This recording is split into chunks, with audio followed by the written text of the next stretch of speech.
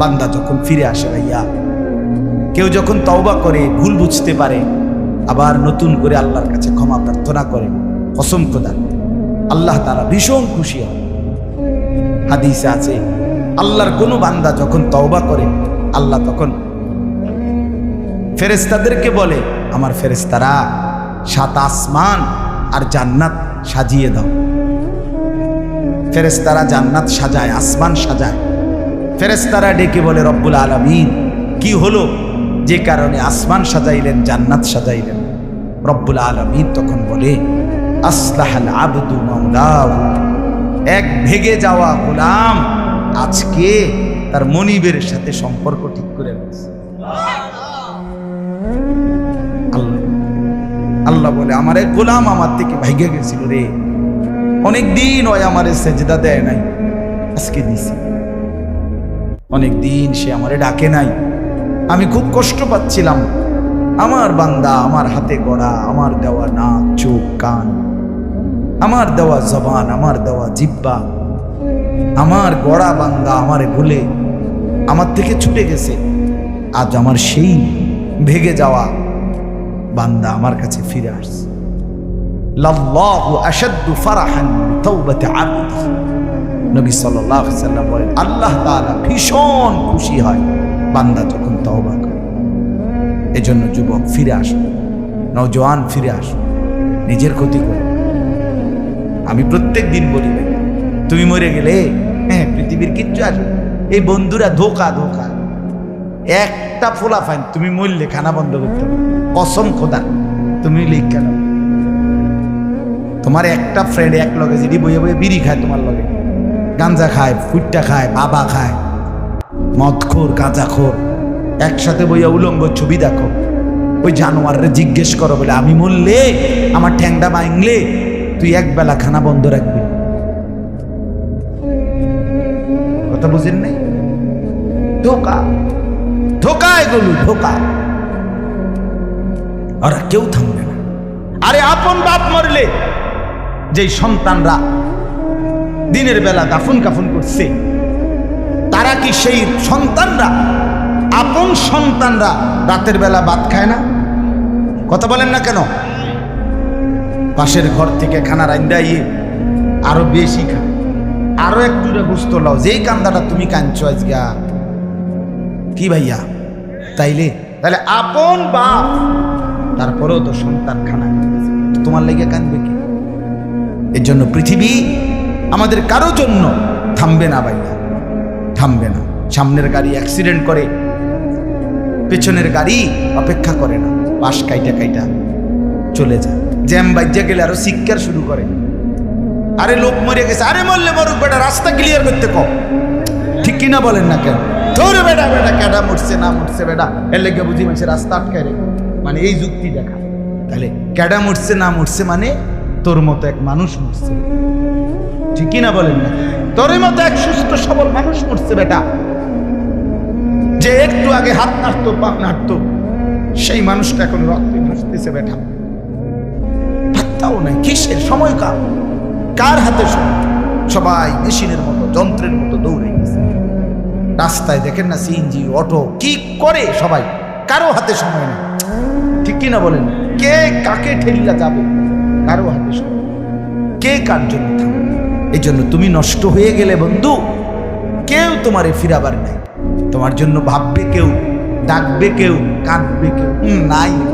আরে আপন মা বাপের তো খবর নাই এখন। আপন বাপ সাইয়া রইছে, দেখে তার ফুতে আজকে 6 বছর 9 বছর এক ওয়াক্ত নামাজ পড়ে না, এবড়া বই বই বিড়ি খায়, বন খায়, চা দিয়া ভিজাইয়া খায়। এবারটার মাইছ না সেইটার নামাজ পড়লে পড়ছে, না পড়লে রাতের ব্যাপার। বাবুরে টেহা দাও দিছে, টাকা দিলে খালাস। যদি সুতে টাকা দেয় বাপের কোনো অসন্তুষ্টি নেই, আর যদি টাকা না দেয় এবড়ার গজবে আল্লাহর আরশ কাঁপে। ফুতের উপরে লানত দিতে দিতে, অভিশাপ দিতে দিতে শেষ।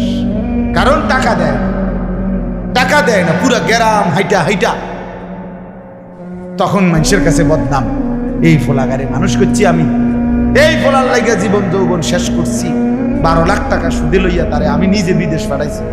কত বড় নিয়ামতের কথা।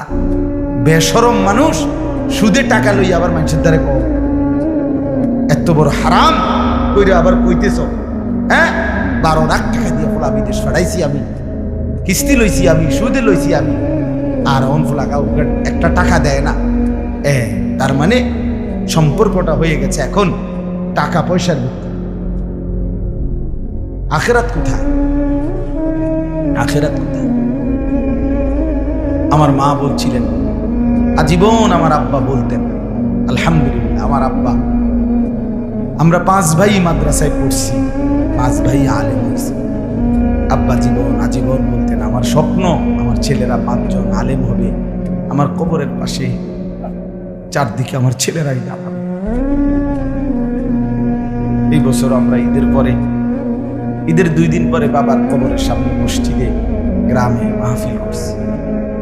আমি বয়ান করছি, আমার বড় ভাই বয়ান করছে, আমার ছোট ভাই বয়ান করছে, আমার আব্বার আমরা 5 ভাই 3 বোন, আমাদের ছেলে মেয়ে মিলে আর আমার মা বাইচা আছে, আমরা মোট 45।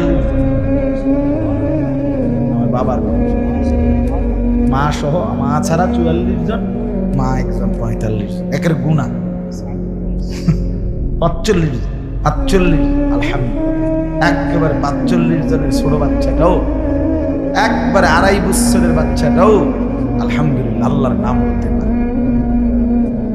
2.5 বছরের মেয়েটাও ওই মজলিসে গেছে, আমাদের সবচেয়ে ছোট, সেও মাথায় হিজাব ছিল, আল্লাহর নাম বলছে। দাদা ভাইয়ের কবরে দাঁড়াইছে, নানার কবরে দাঁড়াইছে। এই জন্য বললাম মা বাপদেরকে অনুরোধ করি সন্তানের প্রতি কদর করে, সবাই মিলে ফিকির করে, দেখেন আয়াতের তর্জমাটা শুনে, তাইলে কথা শেষ। আল্লাহ তাআলা বলেন 25 নম্বর পারা কোরআনুল কারীমের 43 নম্বর সূরা, সূরাটার এই সূরার 7টা আয়াত, ব্যাখ্যা লাগবে না, শুধু তর্জমা শুনুন, তাইলেই বুঝবেন। আল্লাহ বলেন 74 নম্বর আয়াত থেকে পড়ছি, ইন্নাল মুজরিমিনা ফি আযাবি জাহান্নামা খালিদুন। আল্লাহ তাআলা বলে নিশ্চয়ই পাপীরা জাহান্নামের আযাবে চিরস্থায়ী থাকবে। ইন্নাল মুজরিমিনা ফি আযাবি জাহান্নামা খালিদুন, নিশ্চয়ই পাপীরা জাহান্নামের আযাবে চিরস্থায়ী থাকবে। কতদিন?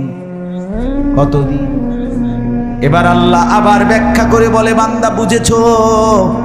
লা ইউফাত্তারু আনহুম, 1 সেকেন্ডের জন্য বিরতি দেওয়া হবে না।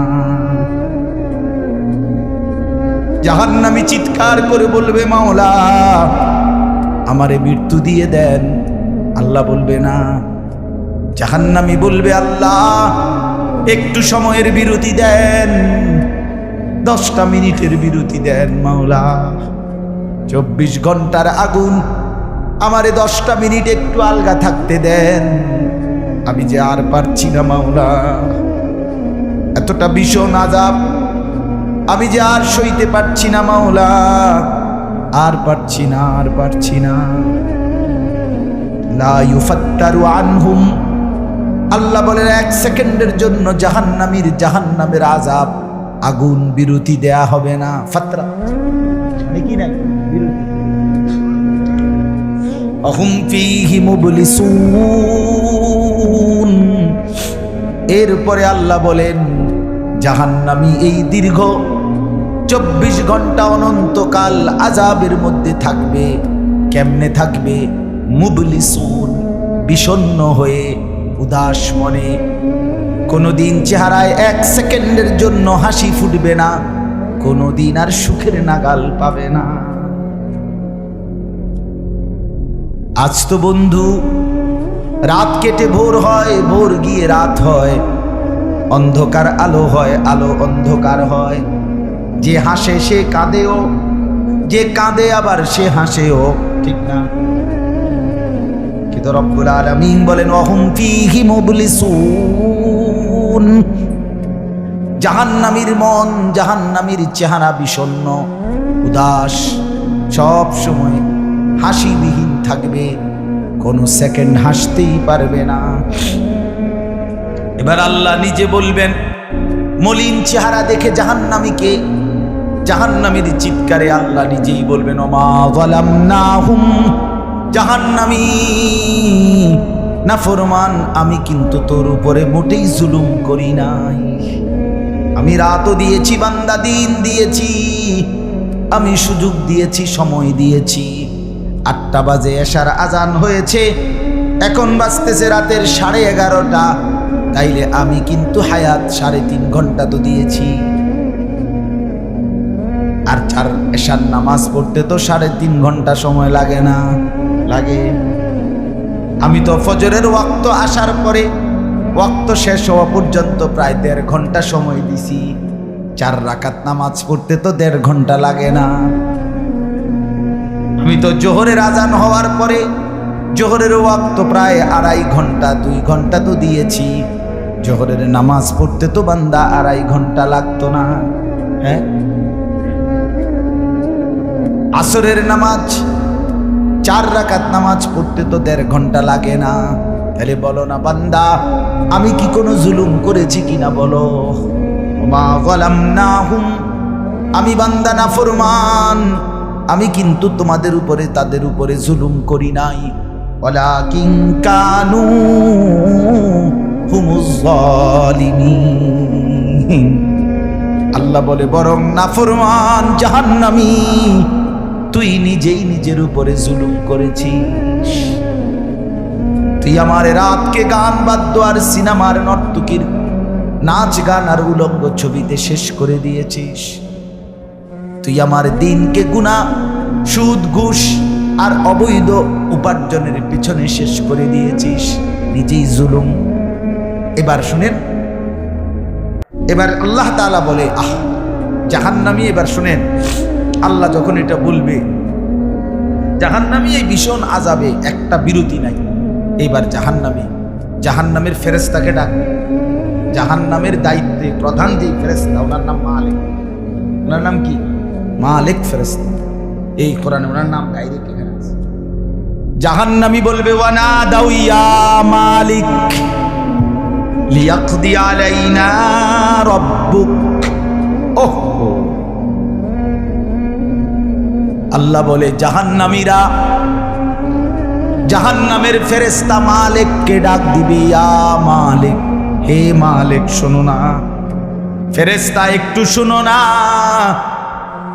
লিয়াকদি আলাইনা রাব্বুক, ফেরেশতাকে বলবে, ফেরেশতা তোমার রব, তোমার আল্লাহকে একটু বলো না এমন কষ্টের আযাব না দিয়ে আমারে চিরতরে একবারে শেষ করে দিতে, আমি যে আর পারছি না।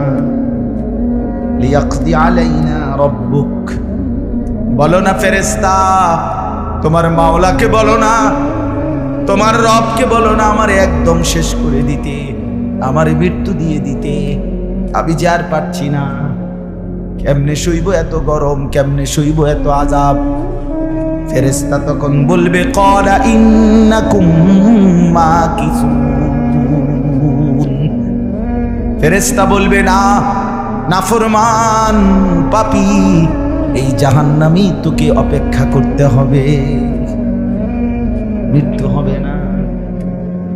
আল্লাহ বলবেন, লাকাদ জিনাকুম বিল হক, আমি তো বান্দা সত্যের বাণী, সঠিক বাণী বারবার তোমার কাছে নিয়ে এসেছিলাম। একবার বেলায়েতুল্লাহ বলছে, একবার আনিসুর রহমান বলছে, বারবার বারবার বারবার আমার কত বান্দা দিয়ে, কত ইমাম, কত খতিব, কত আলেম, কত বুজুর্গ দিয়ে আমি তো সত্যের বাণী, কোরআনের বাণী, এই জাহান্নামের কথা বারবার তোর কাছে বলাইছিলাম বান্দা।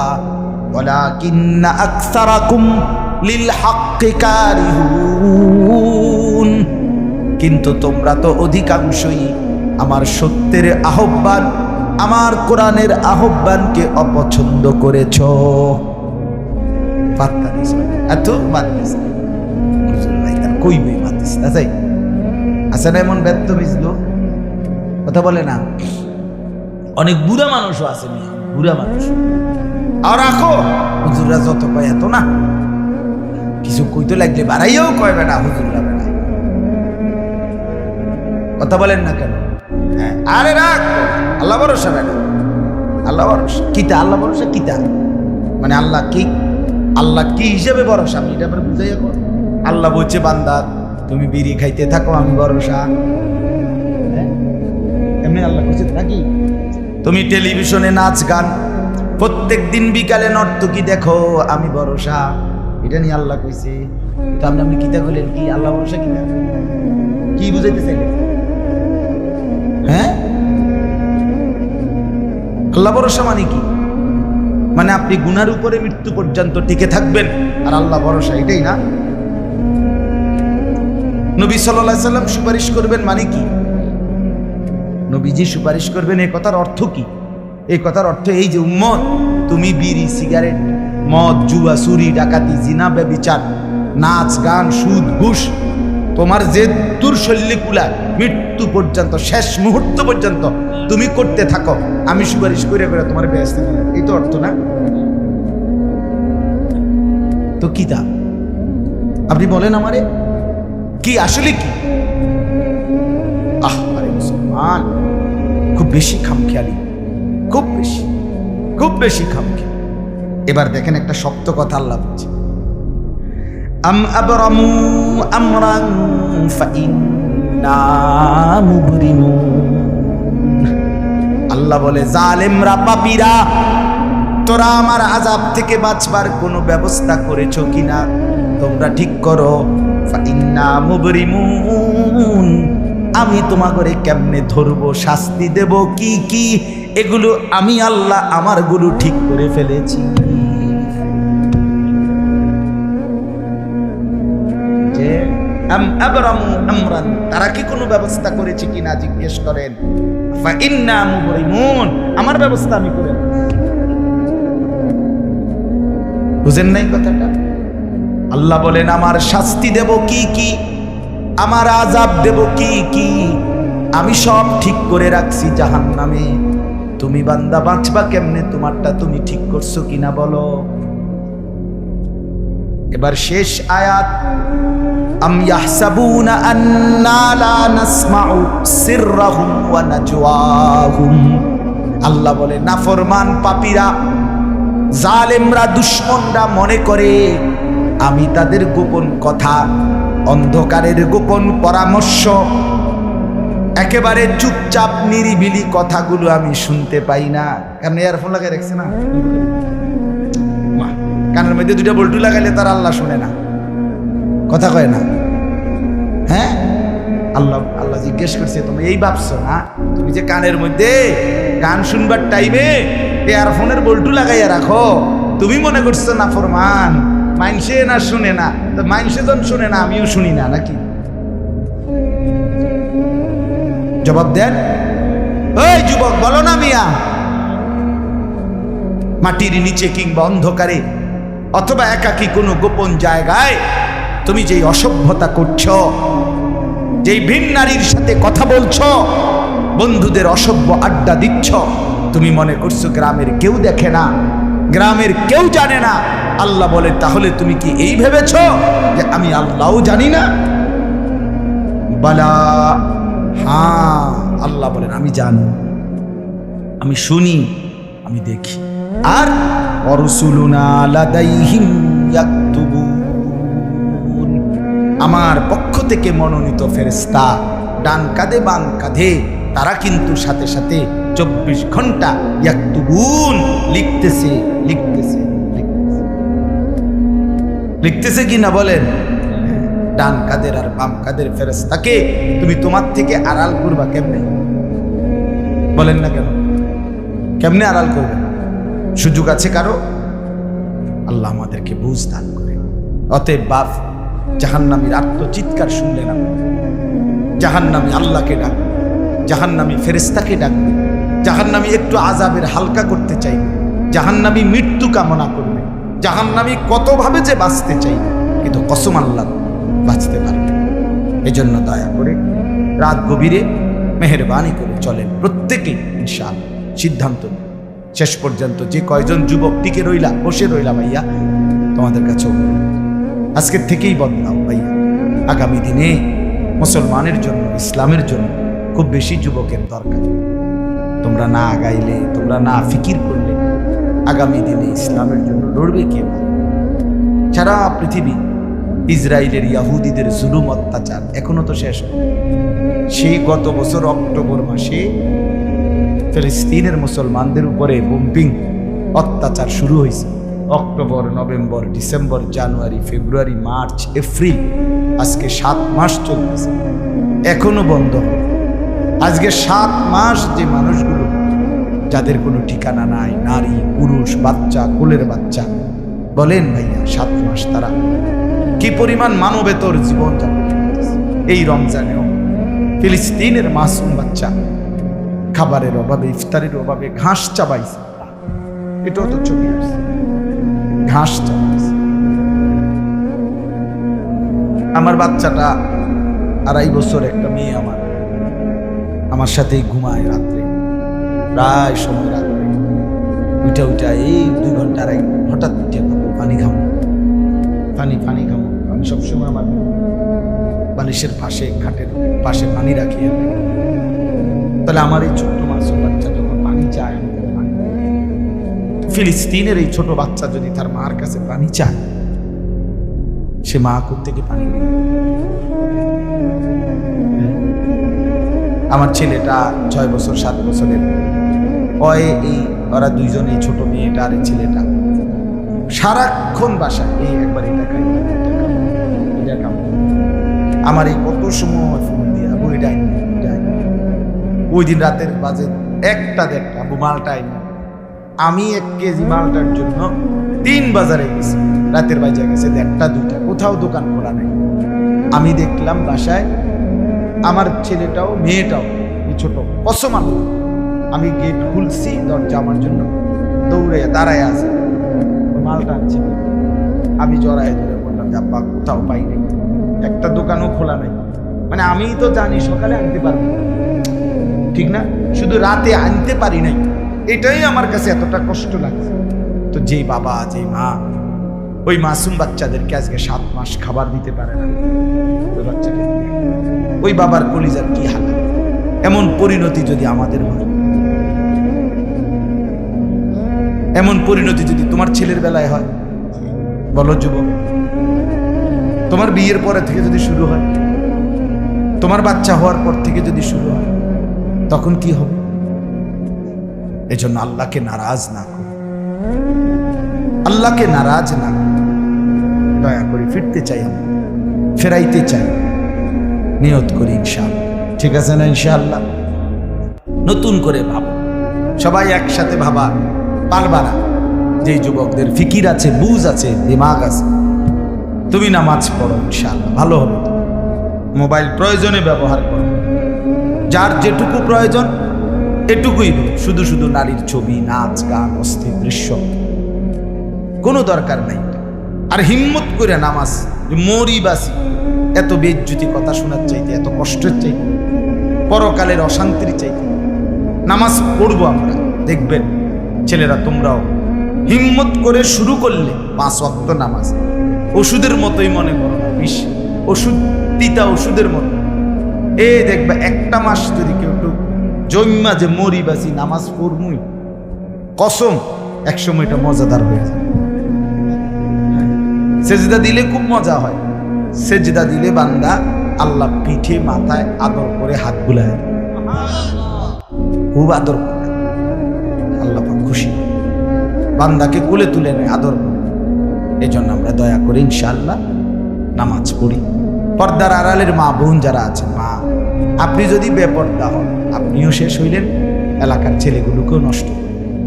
একজন বেপর্দা নারী শুধু নিজে গুনাহগার, সে অসংখ্য মানুষকে পাপে অংশগ্রহণ করায়। এই জন্য একজন বেপর্দা নারী, সে সরাসরি জাহান্নামের ফেরিওয়ালা। সে কিসের ফেরিওয়ালা? জাহান্নামের ফেরিওয়ালা। সে জাহান্নামের ফেরিওয়ালা, আগুনের ফেরিওয়ালা। কারণ সে তো তার রূপ যৌবন দেখাইতেছে, ফেরিওয়ালার মতো পিছনে পিছনে ডাকতেছে অসংখ্য যুবককে, দেখো আমাকে, বরবাদ করো নিজেকে, বরবাদ করো নিজের চরিত্র, বরবাদ করো নিজের কবর, বরবাদ করো নিজের আখেরাত। তাহলে সে গুনাহের ফেরিওয়ালা। সে জাহান্নামের ফেরিওয়ালা, সে অসভ্যতার ফেরিওয়ালা। এই জন্য একটি সমাজের মধ্যে সবচেয়ে নিকৃষ্ট বেপর্দা না, বেপর্দা না। আল্লাহ তাআলা আমাদের মা বোনদেরকেও হেফাজত। আজকের মাহফিল যে যুবকরা সাজাইছে, আল্লাহ তাআলা সমস্ত নওজোয়ানদেরকে কবুল করে। বাস্তবতা হইল আসলে 4-5 মাস, মেইন শীত সিজন 4 মাস 5 মাস। এখন 5 মাসে যদি 30 দিন করে হয় তাহলে হইল 150 দিন। যদি প্রতিদিন 2টা করে মাহফিল দিতে হয়, দেওয়া যায়, তাহলে 300 মাহফিল মনে করে। এখন মাহফিলের কাগজ আমার গাড়িতে এখনো আছে মনে হয় কমপক্ষে 1,500-2,000 ফুরে রয়েছে এতটি কাগজ। আমি কি করতে পারি? কেমনে দাও, কিভাবে দাও? আচ্ছা, সারা বাংলাদেশ তো নবীনগরকেই বলে, ঠিক না? বাংলাদেশ মানে তো নবীনগর বলেন। সারা দেশ থেকে এই মাহফিল নিয়ে কাবজাব, কত মানুষের আবেদন, কাকুতি মিনতি।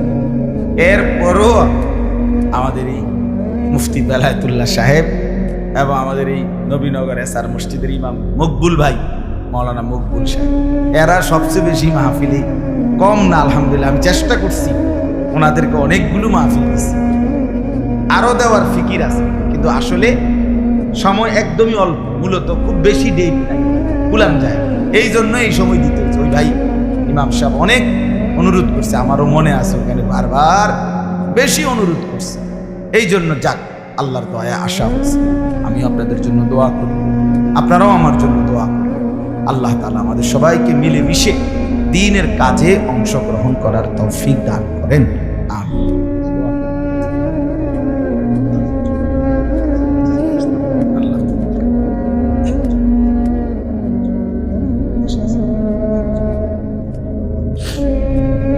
অনেক কষ্ট করে প্রবাসী যে বিদেশি ছেলেরা, আমি নিজ চোখে দেখি। এইবারও আমি উমরায় গেছি যে রমজানে, এই রমজানে আমি প্রবাসী ভাইদের রোমে রোমে গেছি, বয়ান করছি। এই 12 জন 14 জন 16 জন 20 জনের রুম হালাকা, এবার বেলায় হালাকা কাকিয়া, ওখানে গিয়ে বয়ান করছি। এবার এই আমগো প্রবাসী বাংলাদেশি ভাই, আর এই অনেক কষ্ট করে 12 ঘন্টা 14 ঘন্টা ডিউটি করে। এরপরে আপনার এই ছোট্ট একটা রুমের মধ্যে 14 জন 16 জন একসাথে ঘুমায়, নিজেরা রান্না করে খায়, নিজেরা। ঠিক আছে, কথা হবে ইনশাআল্লাহ। এই জন্য এরা অনেক কষ্ট করে। এই কসবার এক ছেলে, আমি এক মাস এবার আমার এইবার রমজানে জড়ায় ধরা আমার কানছে অনেক, বিদেশ মক্কায়। ছেলেটা আমারে বলতেছে, হুজুর আমি 8 বছরে আজকে বিদেশ করি, এই 8 বছরে কোনোদিন এই বিদেশে একজন ভালো ডাক্তার কোনো শরীরে কোনো রোগ সুখের জন্য দেখাইনি। কয়েকজন ডাক্তার যদি দেখাই তাহলে হেরার যে ওষুধ টষুধ দিবে আমার 15-20 হাজার টাকা চলে যাবে। কয় তাইলে আমি বাড়ির টাকাটা পাঠাবো কেন? কয় এই জন্য ব্যথা বেদনার একটা ট্যাবলেট খাইয়া পড়ে থাকি হুজুর, আর এই কলজার মধ্যে জমাইয়া টাকাগুলো সব বাড়ি পাঠাই। ছেলেটা আমারে খুব কাঁদছে, পোলাটার কথা মনে হয়। সে আমারে বলছে, হুজুর আমি আজকে 8 বছরের কসম আল্লাহ, কয় এই মক্কায় বলতেছি, কয় সুখ নিজের আনন্দ বলতে কি জিনিস আমি আজকে 8 বছরে কোনদিন দেখিনি। সবটা দিয়ে দিছি পরিবারের জন্য, মানে বাড়িতে শুধু কোন রকম মানবেতন, কোন রকম মানে কোন রকম জিন্দিগিটা কাটাই, বিদেশে পড়ে আসি। কিন্তু এরপরে বাবা এতটা কষ্টের টাকা পাঠাবার পরে যেই স্ত্রী, যেই বিবি বাজারে বাজারে ঘুরে, বেপর্দা করে, মোবাইলে সারাদিন রাত পড়ে থাকে, স্বামীর পবিত্র আমানত, নিজের ইজ্জত, নিজের সতীত্ব নষ্ট করে, পরকিয়া, ভিন কোনো পুরুষের সাথে অবৈধ কোনো সম্পর্ক করে, তার মতো অসভ্য নির্লজ্জা বেহায়া অসভ্য নারী আল্লাহর জমিন আর কেউ হইতে পারে। তোর জন্য বেটি, তোর ছেলেটার জন্য, বাচ্চাগুলোর জন্য এই ছেলেটা, এই পুরুষটা আজকে 6টা বছর 8টা বছর 12টা বছর বেটা বিদেশের জমিনে পড়ে আছে। বিনিময়ে তুই নিজের জিন্দেগি নষ্ট করে দিলা, স্বামীর পবিত্র আমানত নষ্ট করে দিলা তুমি। এই জন্য দয়া করে আমার কথাটা যদি একটু শক্ত হয় মাফ করে দিয়ে না, কিন্তু প্রবাসী বিবিদেরকেও বলি, বোন দয়া করে নিজের ইজ্জত আব্রু সতীত্ব, নিজের চরিত্রের হেফাজত কষ্ট করে হলেও, আপনার জন্য স্বামী বেচারা কষ্ট করে, আপনিও তার জন্য কষ্ট করেন, মিলেমিশে সবর করিলে, চরিত্রের হেফাজত করিলে একদিন দুইজনই জান্নাতি হবে। ছেলেরা যারা তোমাদের বাপ বিদেশ, তোমরাও ভাইয়া একটাবার দেখে আইসো কি কষ্ট করে। এই জন্য দয়া করে কষ্টের এই রক্ত পানি করার টাকা শুধু শুধু মোবাইল টিপ্পা, উলঙ্গ ছবি দেখা, নর্তকীর নাচ গান দেখে ভাইয়া নষ্ট করো। এত বড় জুলুম বাপের উপরে কইরো না, আল্লাহ সইবেন। এত বড় জুলুম কইরো না, একদিন তুমি কষ্ট পাই, একদিন তোমার উপরে এই মুসিবত আসবে। আল্লাহ আমাদের ছেলেদেরকেও হেফাজত করে। মসজিদের কাজ আমি নিজেও দেখছি, আলহামদুলিল্লাহ মসজিদের কাজ চলতেছে। দয়া করে সবাই মিলে মসজিদের দিল খুলে দান। মনে রাখবেন হাদিসের মধ্যে আছে, আল্লাহ নবী সাল্লাল্লাহু আলাইহি সাল্লাম বলছেন, ইসরাফিল যখন ফু দিবে কিয়ামতের দিন সব কিছু ধ্বংস হবে, হবে কি না? কথা বলেন না। ইল্লাল মাসাজিদ, নবীজি বলছে মসজিদ ব্যতীত। ইসরাফিল ফু দিলে আসমান জমিন চন্দ্র সূর্য ঘর বাড়ি দালান বিল্ডিং পাহাড় নদী সব চুরমার হয়ে যাবে, মসজিদ ভাঙবে। বোতলে মসজিদ কি হবে?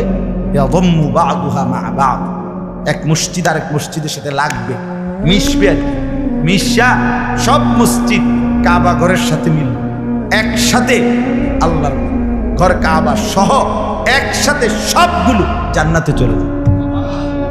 এরপরে এই জন্য মসজিদের দান যে করলেন, আপনি মসজিদে টাকা পয়সা দান করলেন, যে এই মসজিদটা আপনি বেশ দিকে দেখবেন, আর এই যে আমরা কেন বুঝেন, এই জন্য মসজিদের দান শেষ হয় না।